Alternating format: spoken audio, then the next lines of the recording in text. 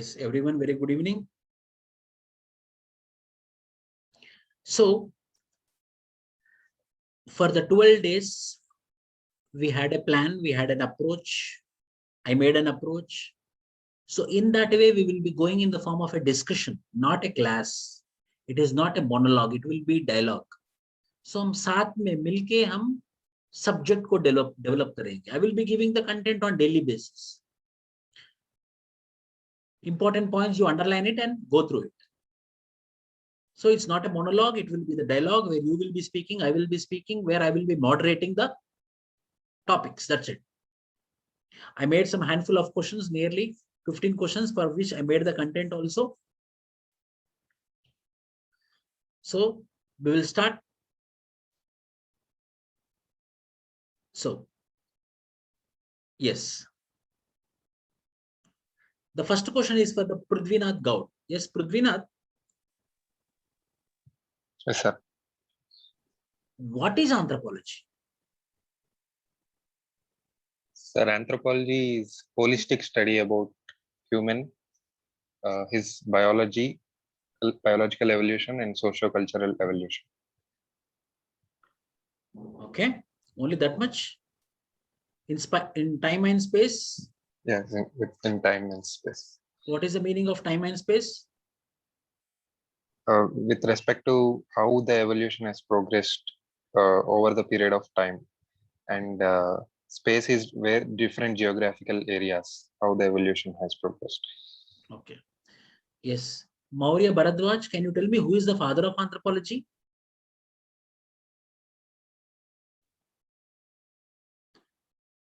Kiran Kumar, who is the father of anthropology? Hello. Yes, Maurya, you can go on. Maurya, go on. Sir, I think Aristotle is There is nothing called as think. Now you are very near to the interview. There is nothing called as think. Okay. You know or don't know. Aristotle is regarded as father of anthropology. Yes. Kiran Kumar, who is the father of anthropology? Sir, Franz Boas is widely regarded as the father of anthropology, especially American School of Anthropology. Okay. He made contributions to theory of historical particularism, and also he has given the concept of cultural relativism. Kiran, if any anthropologist is sitting in your panel, means finish. Yes. Priya or Sumed, anyone, can you answer me? Who is the father of anthropology? It's a beginning, huh? Hello. Yes, go on. Sir, Herodotus is the father of anthropology. Herodotus. Okay, Herodotus. Very good. Then what is the contribution of Aristotle? What the title Aristotle got?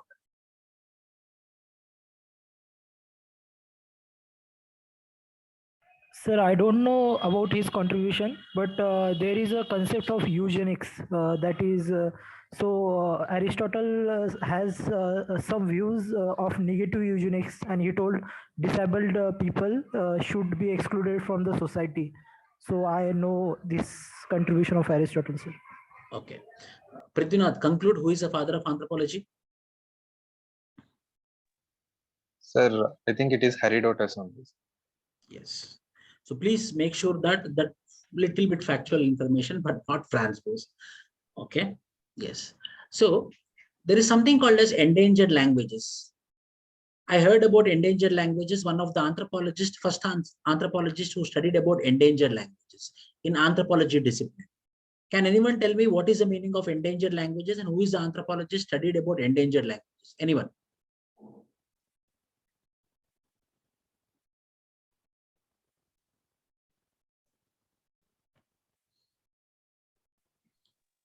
Sir, Anyone? hello? Yes, Maurya, go on. Sir, endangered language is something which the speakers of which are declining gradually, so that it is becoming impossible to transmit that language from one generation to other generation. So E.B. Taylor is the first anthropologist to study about endangered languages in Mexico. Okay. I will tell you the clarity. E.B. Taylor is the first person who studied about the languages Franz Boas is the first person who studied about the endangered languages and minority languages. Yes, what you told is correct, but E.B. Taylor is the first person who discussed about the language in the book called as Primitive Culture, but not endangered languages. Endangered languages are being studied by Franz Boas. So, anyone can answer me. Can you tell me any endangered tribal language in India? Kiran Kumar.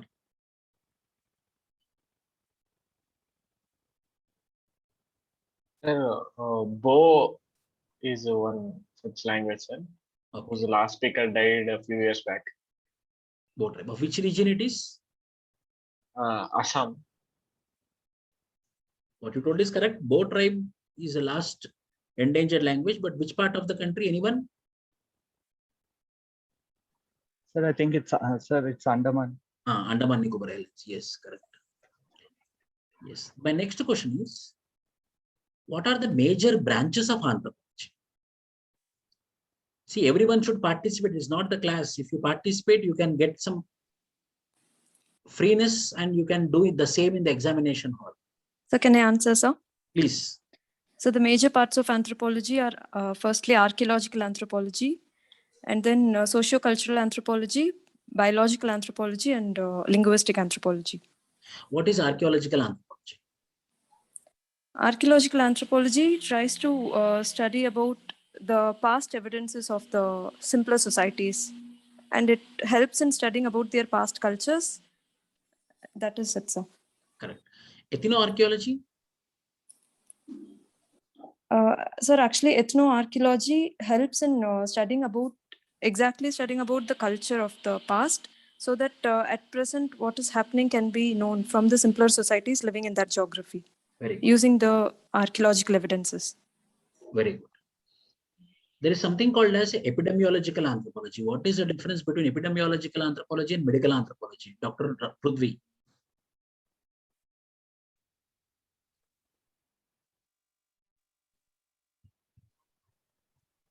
The medical anthropology relates to application of the knowledge of physical anthropology in medicine, and it also includes the disciplines like genetics and etc.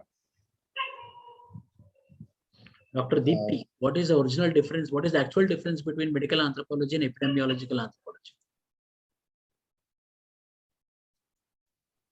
Can you hear me? Hello? Deepti, voice. Sir, can you hear me now? No, increase your volume at your place. Okay. Okay, sir, can you hear me now? No.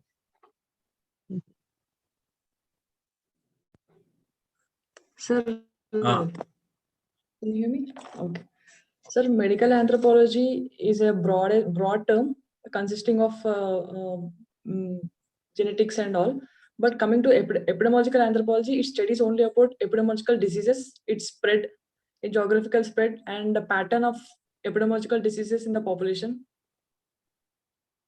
And There is something called as epidemiological transition in your anthropology. What is this epidemiological transition? no, sir. Anyone?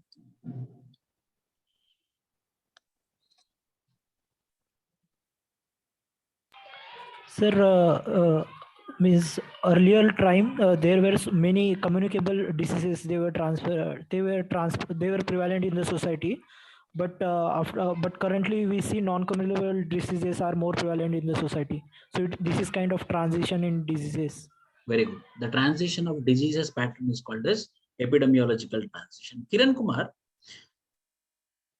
anthropology as a global discipline means what?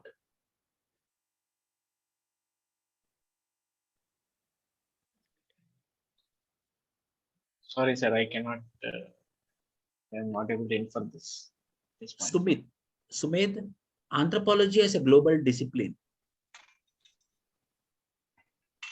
Yes, sir.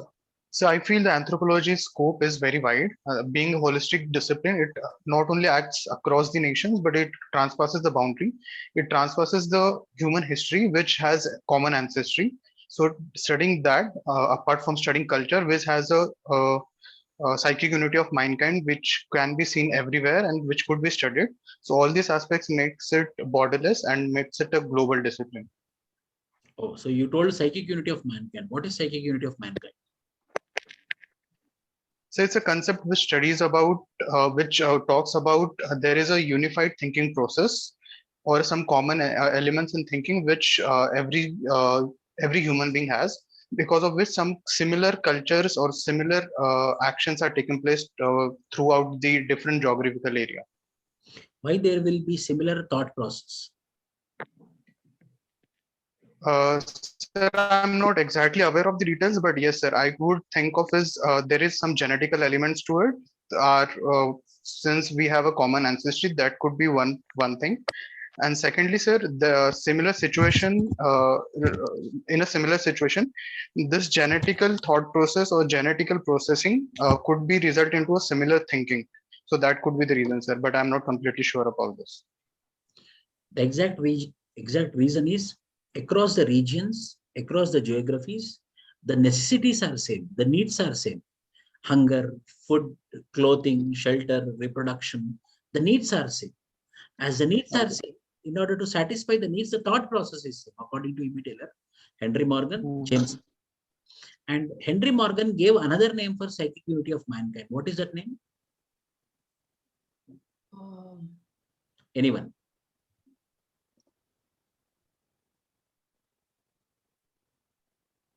Germ ideas. Okay. Yes. What's sir? Germ ideas. Germ ideas. GERM. Germ ideas. Okay. Priya, how is anthropology as a discipline useful for mankind? So anthropology as a discipline, it helps to, since it is studying holistically about a man, it helps in field level study also. So it helps in recognition of the problems what mankind is facing, and in that way it can give the solutions. Like, for example, if there is urban anthropology, it can study about the problems in the urban area, and if it is a tribal region, what is the root cause, knowing that NM, the complex of nature man spirit, and then bringing solution according to the historical particulars. so in your anthropology, why you will be studying only about tribals? Sir, anthropology studies more about the simpler societies. So in that way, tribals are very important inside the discipline. Very good. Yes. Deepti, what is this Asiatic Society of Bengal? I read somewhere that the anthropology as a discipline evolved in India because of this establishment of Asiatic Society of Bengal. What is this? Sir, I'm not exactly aware of this. Yes. Praveen Kumar, Kiran Kumar. Sir, this was the first time institutional anthropology began in India, according to Mazumdar, in 1774 with the establishment of Asiatic Society of Bengal. Afterwards, more studies institutionally has taken place by the British anthropologists. Very good idiom. The sentence is correct. For the first time, the institutional anthropology is Asiatic Society of Bengal. Yes. Tushar, can you, or Manu, can you tell me about, or Nikhil, can you tell me about the role of British in growth of anthropology in India?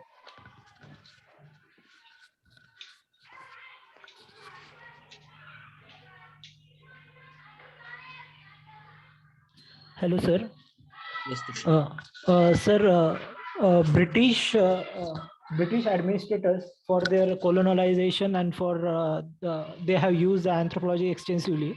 There were British bureaucrats who have studied individual tribes and have done the ethnographical works like Nagas, Baigas, and sir, they have written their books, and they have been they have used their understood their culture, suppose if we see Naga, so they stopped head hunting of the Nagas, and they have studied their culture, and the British policy of isolationism that also evolved after their anthropology study. Like after the Santal revolt, they understood that they have studied anthropological concept, and they have approached the isolationism.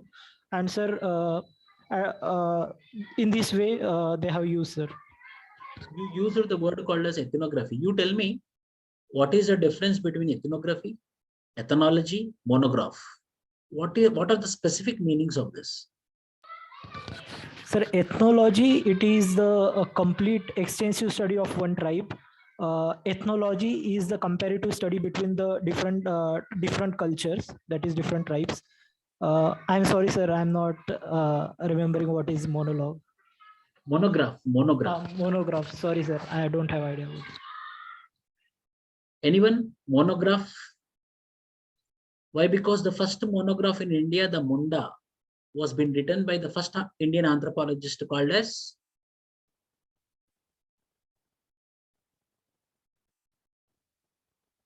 any idea? S.C. Roy. S.C. Roy, yes. And one more thing, Sharad Chandra Roy is the only anthropologist who became the MLA. And after becoming the Legislative Assembly member, he worked for the development of the tribes in his region. The only anthropologist who became a political anthropologist. The only anthropologist who became a political anthropologist is Sharad Chandra Roy, the first anthropologist, the father of ethnography in India. Yes. Manu, colonial ethnography means what?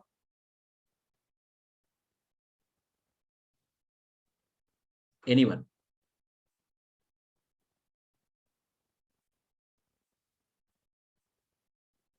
Colonial ethnography.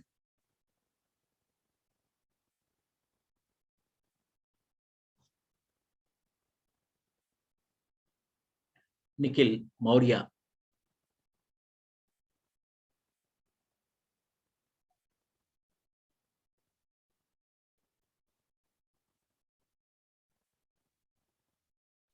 Sir, hello. Yes, yes.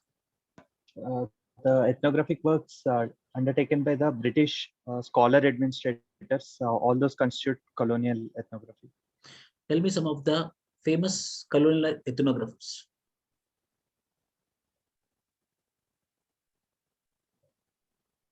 Tribes and castes of Bengal. Some of the famous colonial ethnographers. Sorry, sir, I can't. Means British anthropologists, no? Yes. Tell me some of the British anthropologists, Prithvinath.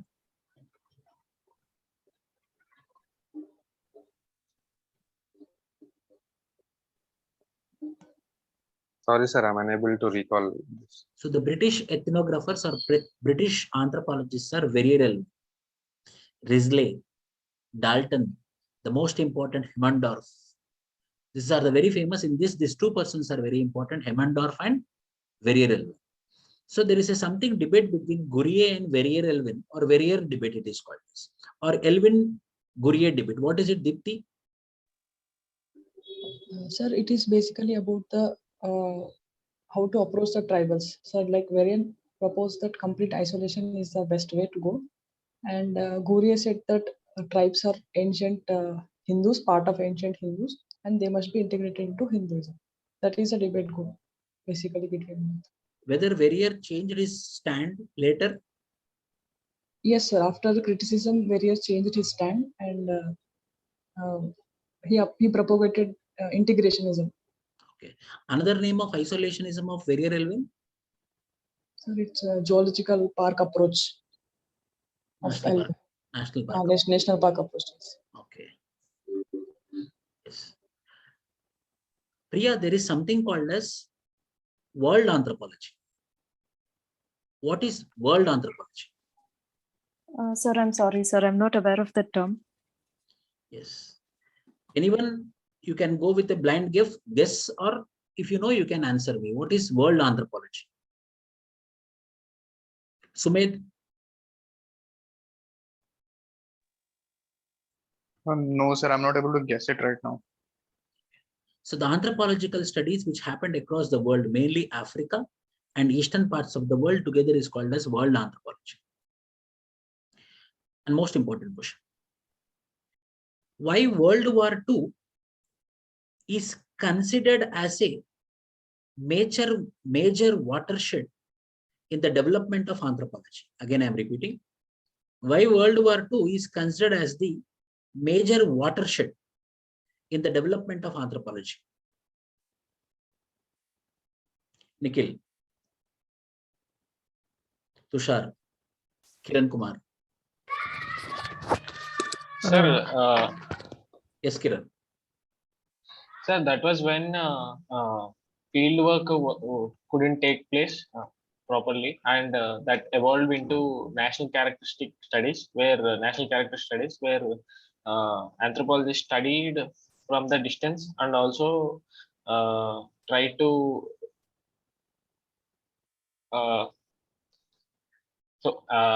anthropologists studied the personality of the nations that they are fighting, and that has evolved into culture personality school. Margaret Mead and Ruth Benedict majorly contributed to this national character studies. Okay. Yes, Tushar. Same point, sir.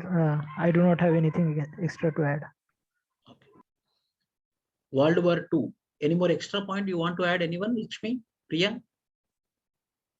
Sir, the works of Ruth Benedict and Margaret Mead. So it was the second phase of armchair anthropology, a new kind of field level work by using photographies and voice recording. These were included. Okay. Visual anthropology. And also after World War II, there was end to this British supremacy and rise of America also we have seen in the world. That is also reflected in India, where the influence of American anthropologists is more after World War II. Somewhere I read that postmodernists added political dimension to the ethnography, by which the total ethnography was being compromised according to this postmodernists. So what is this political element which is added to the ethnography according to the postmodernist? Anyone?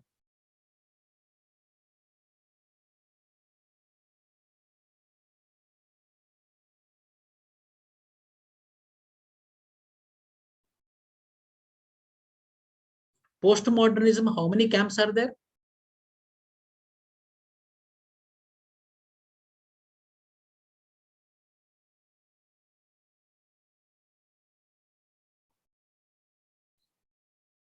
Skeptical postmodernism and affirmative postmodernism, is it not? So in skeptical postmodernism, the postmodernists want to tell that. Yes, Prithvi, you can go on. So postmodernists basically believe that whatever the science being propagated among the people is controlled by the people in power. So the skeptical postmodernists and affirmative postmodernists differ in the fact that skepticals want to completely overthrow this science or whatever the information is given, and affirmatives want to recheck or restudy this information and confirm it. In postmodernism, we will be listening two words, objective and subjective. What is the meaning of those, Aman?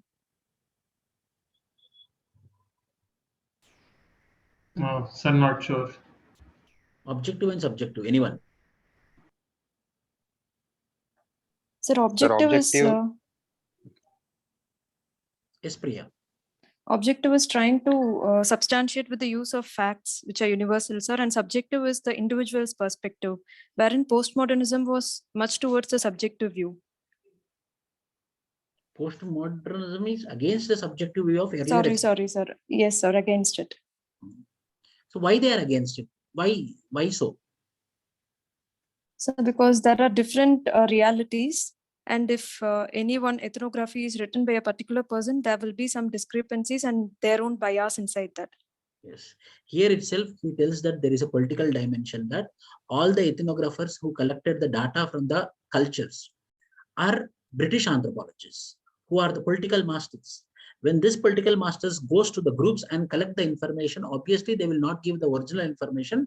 Why? Because the person who is going to collect is the master. So there is a political element is involved. Hence, all the ethnographies are not true ethnographies according to postmodernists. So can anyone tell me whether postmodernists gave any solution?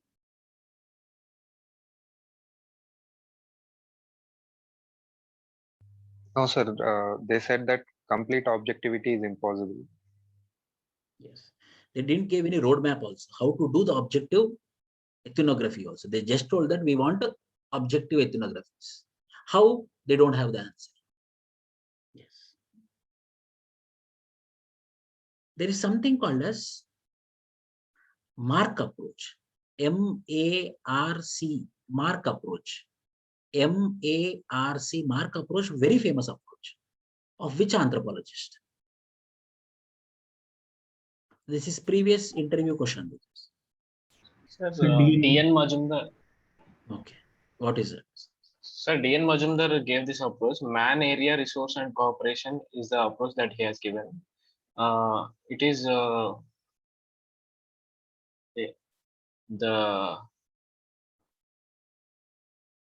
it is the effect of the interaction between these factors which impacts the culture, is what he said. Okay. Any other? Correct only. Any other?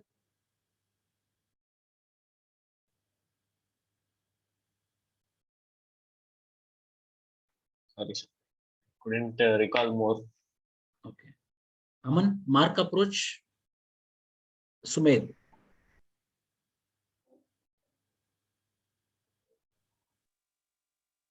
No, sir, I don't have much idea about it. Okay. Yes. There are some, how there are 4 different branches of anthropology. There are special fields of anthropology. So you can just guess and tell me, or what would be the special fields of anthropology? It means that special emphasis was being given by the anthropology as a discipline on those fields.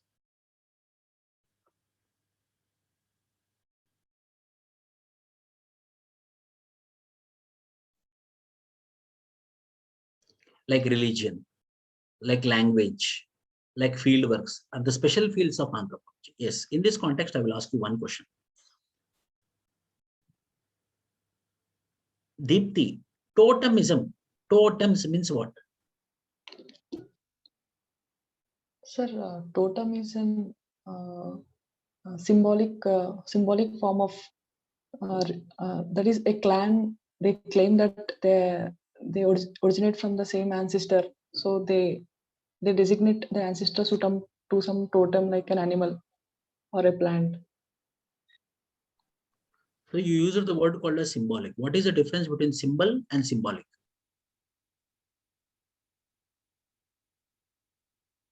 No, sir. Yes. Anyone? What is the difference between symbol and symbolic?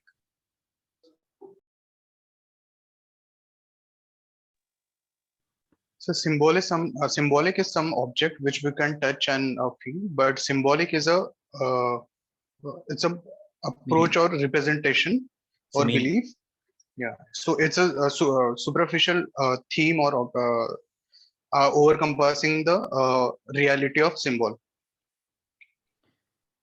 Aman, there is something called as ethic and emic in the anthropology discipline. What is this ethic and emic? Sir, ethic and emic are two perspectives of studying or doing field studies. Emic is perspective of the others, and ethic perspective of the natives, and ethic is perspective seeing others from one's own perspective. Okay. So from others' point of view, whether it is going to degrade the cultures? Sir, from Others' point of view. So, sir, from others' point of view, it actually depends on the viewpoint. If one is totally biased, then yes, it can degrade the culture. But if one is looking at it from the perspective of natives, then one will have more respect towards their culture. Who is the first anthropologist who did a participant observation? Sir, first anthropologist to do participant observation was Malinowski. Nikhil, are you there? Yes, sir. What is the difference between functionalism and structural functionalism? So functionalism is an approach which says that every part of a society serves a particular function. It is given by Marinos. It is compared with that of a human body, where each organ has a certain function. And structural functionalism, sir, is I'm unable to recollect the definition, sir, but it came as a reaction to functionalism. No, what is crux? What is the meaning of structural functionalism? What they want to tell? What R.C. Brown want to tell? So he wants to say that functionalism alone cannot, we cannot understand the society using functionalism alone. And he also took help of Levi-Strauss's structuralism and embedded in functionalism. Sir. Okay. Yes. Todas was studied by Manu. Are you there, Manu? Todas is studied by W.H.R. Rivers. Sir. Yes, W.H.R. Rivers. Andaman Islanders were being studied by Radcliffe Brown. Yes, R.C. Brown. Yes, very good. See, what is this coloring? We will be coming across this coloring in your anthropology. What is the coloring? Priya. So coloring is a practice which is very prominent in the Pacific region with the Trobriand Islanders. It is the way of exchanging their cultural entities, the necklace and armband within the particular group. It is a cultural practice which also has relevance in economy and religion and all that. What is the significance? What it is giving? What is the outcome of the coloring?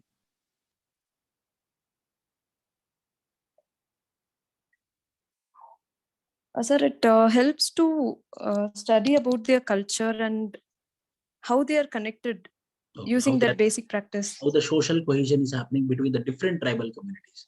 And Yes, the sir. major significance is these 17 tribal communities who participated in the coloring, they fought against the British, they unified and they fought against the British and they got the independence. What unified means this coloring exchange unified them. Yes. And same Priya, you used the word something called as urban anthropology earlier. So what is this rural anthropology and urban anthropology?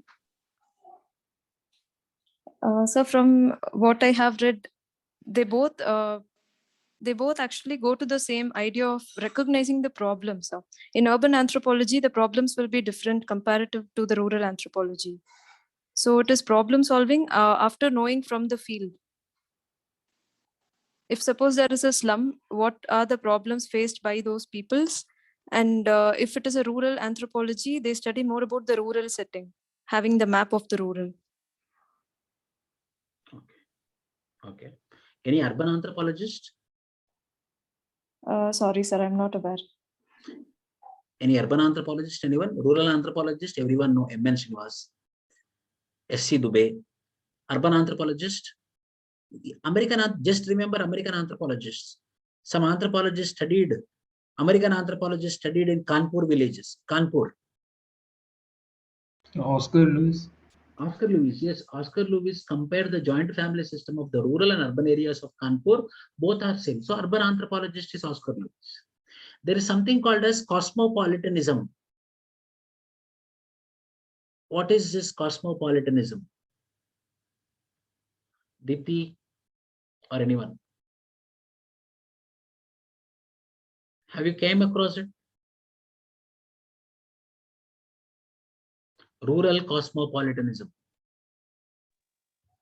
Sir, I have a rough idea. Hello. Yes. Hello. Yes, Sumit.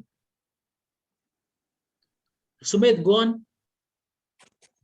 Yes, sir. So cosmopolitanism is the idea which talks about a global common community, which brings about everyone has a similar characteristics and they have belong to a similar what we call a global village. It could be said that.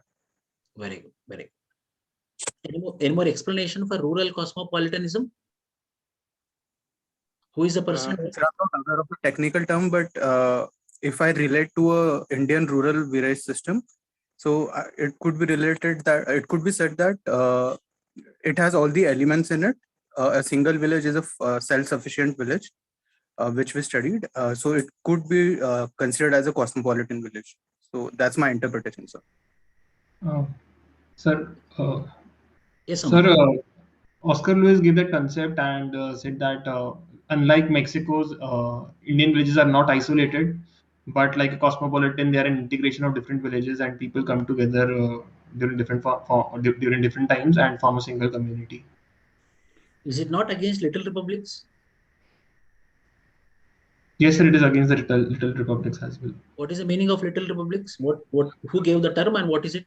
Charles Metcalfe gave the term little republics, and it means that villages are isolated form of land which are self-governing and not connected to others, which was again criticized by them that villages form an integrated community.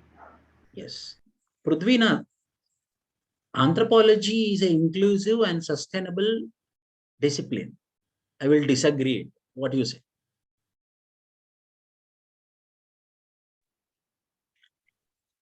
Sir, firstly, sir, talking about inclusivity, so far the studies are being concentrated on the simpler societies and in the villages. So it is in one way neglecting on the urban and modern societies. And sustainability, since anthropology is still based on the old-fashioned research tools and methodologies, and the significance is slowly losing out, with only few anthropologists shining in the applied field, and lack of adequate institutional facilities to promote the discipline. I think the sustainability is also on the lower side. Okay, you told applied. So what is the difference between applied anthropology and action anthropology? Sir, applied anthropology is where the principles of and research of anthropology is used for the betterment of humankind, like in sports anthropology, which is called kinanthropometry, and in manufacture of defense equipments. Action anthropology is something where the anthropologists themselves get involved in framing policies or taking decisions with respect to people. For example, anthropologists involved in designing a tribal developmental plan according to their needs, understanding their views about the culture. Okay. So you told a anthropologist who is designing policy. For example, tribal subplan is very successful policy for the tribal development. Can you tell me, can you name the anthropologist who designed it?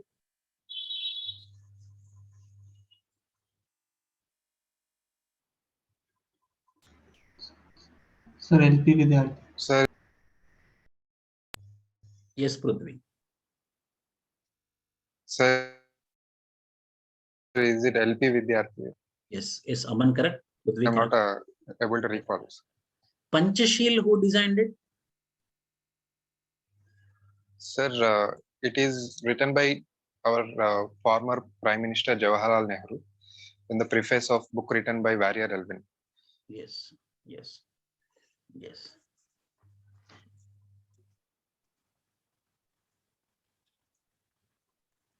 Deepti Chauhan, can you tell me the major difference between the structural functionalism, structuralism, functionalism in a layman understanding format?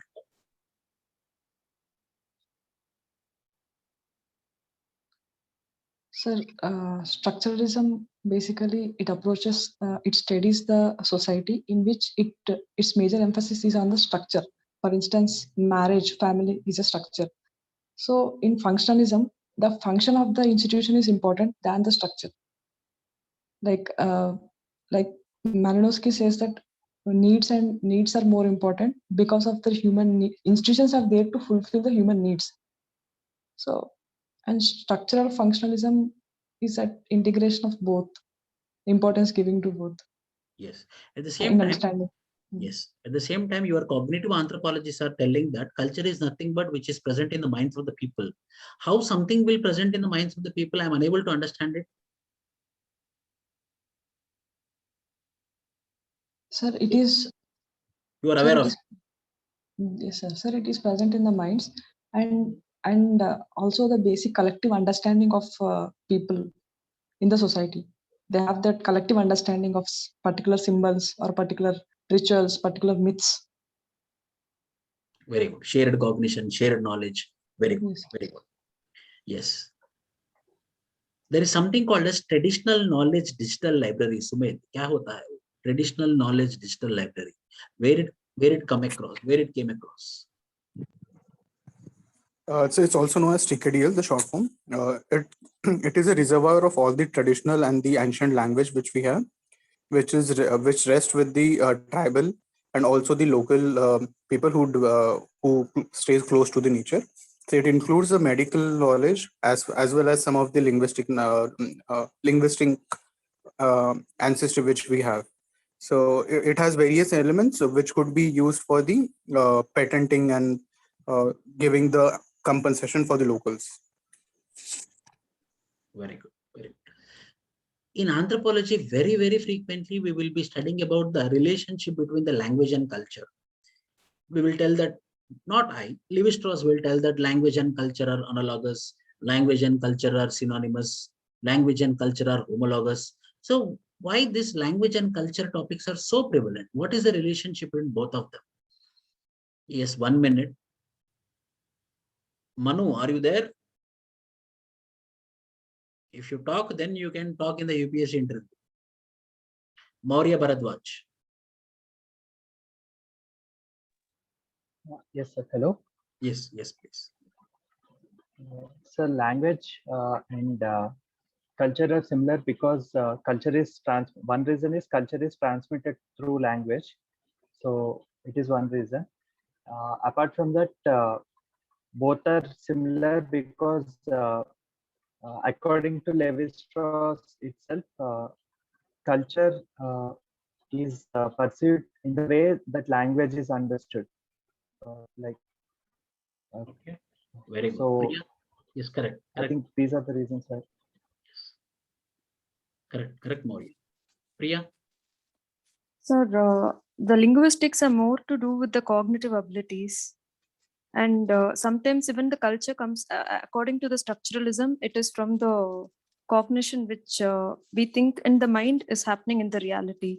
So in that way it is connected. And for example, in simpler societies, since they will be isolated, they have very less number of names to call with.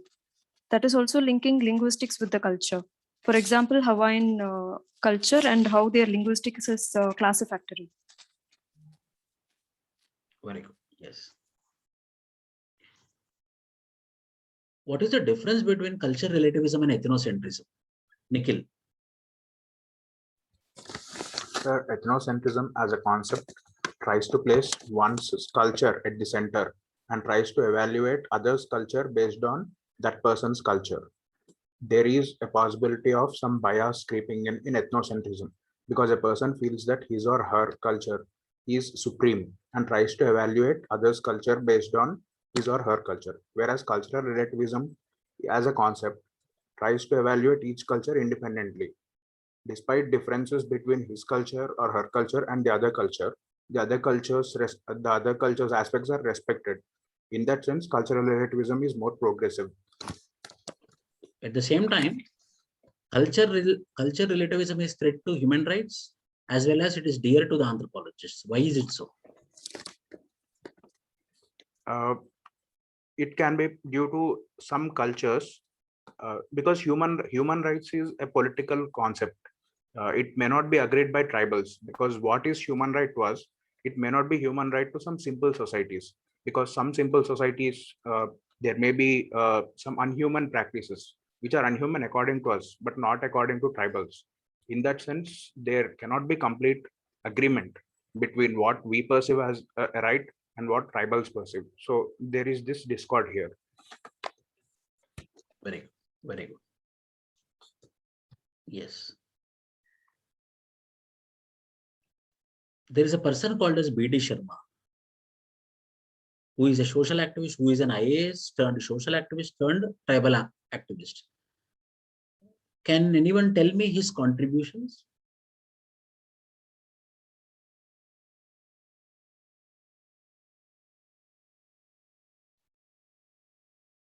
Maurya?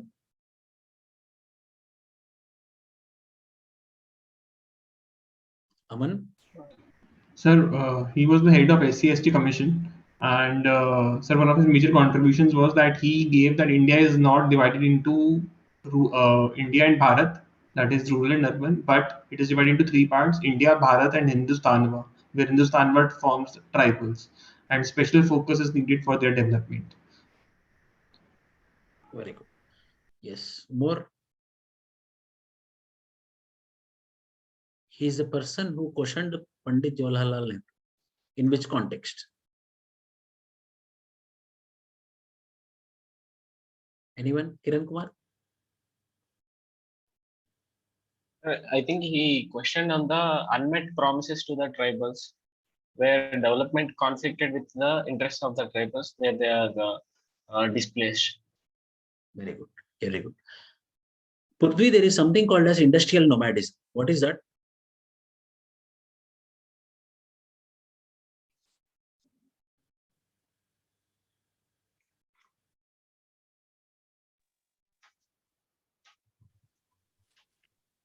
Sorry, sir, I'm unable to answer. Yeah, industrial nomadism. So when the migration is happening towards the urban cities because of the factor of industrialization, leaving the joint family structure behind in the rural settings, it is industrial nomadism. Who coined it? I'm not sure, sir. Sorry. Okay, it's a factual question. LV Vidya. Development refugees. Sir, Development refugees. sir, I have a doubt regarding industrial nomadism. Sir, it is. I think, based on my understanding, industrial nomadism is other people coming into the areas, industrial areas. The areas are mostly tribal areas. New industries are set up in tribal areas, and other people are coming to that tribal areas, and that is the core concept of industrial nomadism rather than joint family and all. Yes, correct. I'm not sure. Correct. It's not because of joint. Okay. I will tell Priya first. Yes. Okay. Development refugees.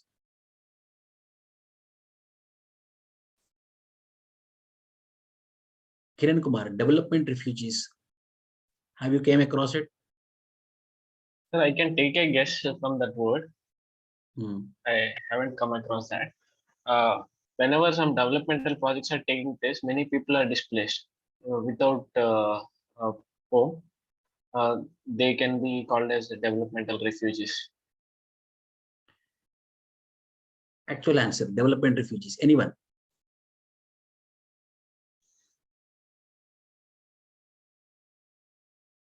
Development, if what you guess is correct only, more accurate. Aman, development refugees. Sumit? Sir, I feel these are the people who are moved from their original place due to some development work which took place in their area. So they lost their lands and their earning potential, which was associated with land. That's why we call them refugees. So they moved to some other areas. Any examples? Any tribal examples? Sir, I'm not able to recall, but there was a tribe in Madhya Pradesh, Chhattisgarh, which was displaced 3 times for the 3 times, and 2 times reason was the development work, the dam construction. Sir, I'm unable to recall the name. Yes. Okay. So, majorly about the anthropology as a discipline, the beginning, the evolution, some of the anthropologists, and the most important anthropologist, one person I will ask his contribution, someone answer me, Nirmal Kumar Bose, N.K. Bose. What are the contributions of N.K. Bose to the discipline of anthropology, Priya?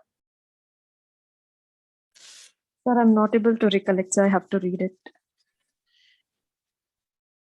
N.K. Bose, anyone? Yes, Aman, boli. Sir, one, that he studied Zhuangzi of Odisha, and gave the concept of tribe caste continuum by studying them, that how they had displaced and developed, and some of the Zhuangs turned into caste and others stayed as tribals. The major contribution of Nirmal Kumar Bose is the first archaeological anthropologist. He is less an anthropologist, more of an archaeologist. That is a major contribution. Then he studied Zhuang tribal community. That is also true. Yes. So in the same way, again, the repetition we will be having. And tomorrow, according to the schedule, a very quick revision we will be doing. My intention is everyone should learn from each other, so that if any person get the answer, any such question you can answer in the examination hall. So tomorrow the topic is human evolution and archaeology. The new methods of archaeology we will discuss. Denisovan we will discuss. About Neanderthal in the news, the DNAs are there in the news. These all things we will be discussing tomorrow. Human evolution and archaeology. Human evolution in the world, human evolution in India. General archaeology and Indian archaeology. These all things we will be discussing. For example, cultural evolution started from Neolithic age. Who told this? Prithvi.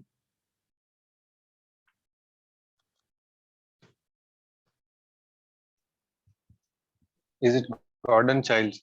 Very good, very good. Gordon Childs, yes. Because of what reason? Invention of food production. Mainly because of invention of food production, agriculture production. The beginning of agriculture production is the beginning of cultural evolution of a man. Gordon Childs, yes. What is it? Neo-evolutionism. Two people, Gordon Childs and Leslie White, are called as universal evolutionists, mainly because of unilinear sequence of evolution. Can anyone tell me, when these both are universal evolutionists, when these both are unilinear sequence of evolution, what is the difference between this Gordon Childs' contribution and Leslie White's contribution? Voluntarily tell me. Nikhil. Sir, I'm unable to recollect, sir. I'll have to study upon it. Okay. What is culture ecology?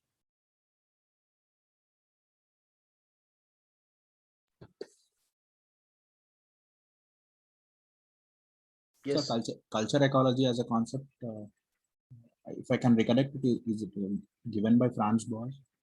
Okay. Culture ecology, Julian Stewart. Adapting, yes, I'm sorry.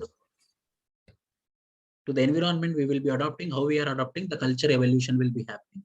And the cultural evolution is not in unilinear sequence, the cultural evolution will be in multilinear evolution, isn't it? Yes. There is something called as culture patterns of Ruth Benedict. What is that? Dipti? Sir, basically she refers to a complex of all the culture traits forming complexes, and these complexes in together form a culture pattern in a particular society. So culture pattern is simply called as culture, isn't it? Yes, sir. For a particular society, the how they behave, how the culture is there is in a pattern. Yes. Finally, my last question today. In your anthropology, E.B. Taylor told culture is acquired. Malinowski told culture is inherited. Ralph Linton finally concluded that it is acquired and inherited. So my question is, what is acquired according to E.B. Taylor? What is inherited according to Malinowski? Priya or Tushar? Maurya? Sumit?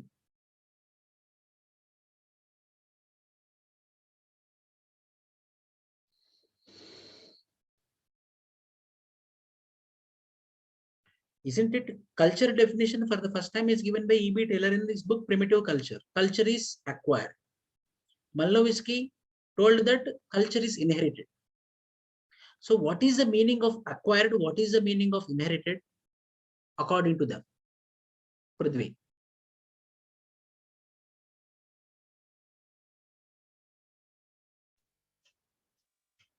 Sir, acquired in the sense it is transmitted from the ancestral generation to the next generation. Okay. Inherited, I don't know exactly, but is it talking about the genetical No. inheritance? Oh, sorry, sir. I made a guess. Sumir? So my rough guess is that inherited can be clubbed as the some group which when the cultures pass from one generation to another, so it could be a restrictive concept. But acquired, so one person if he moves to another cultural setup, he could acquire those cultural traits also. So that's my interpretation, sir. So tomorrow, this is the homework. We will continue with this question and we will do human evolution and archaeology. Okay? Sir, I have a question. You talked about world anthropology. So what's the relevance of this world anthropology as such? It is a current school of discipline which is going around. The evolutionary studies, the archaeological studies, which happened in Africa, which happened in China, now we are comparing. The comparative anthropology at different continents is called as world anthropology. How the studies are happening in Africa, how the studies are happening in Indonesia, how the studies are happening in China, how the studies are happening in North America, those all are being compared and finding the authentic way of doing the evolutionary studies, understanding the evolutionary studies. This comparison between the continental studies is called as world anthropology. So is it just restricted to this evolution as in cultural evolution or cultural and biological both? Okay. Thank you. Yes. So we will meet tomorrow. Kiran, any doubts? Sir, developmental refugees you spoke about, who are these? Same development. Because of the development, the local people who are becoming refugees, like Santals who became refugees, like Yanadi tribes who became refugees. This one, Dongria Kond who became refugees, development refugees. Because of the developmental activities, the tribals who are losing their lands, the land alienation which is happening is development refugees. The people who are moving from their localities are called as development refugees. The same LB Vidyadhar discussed about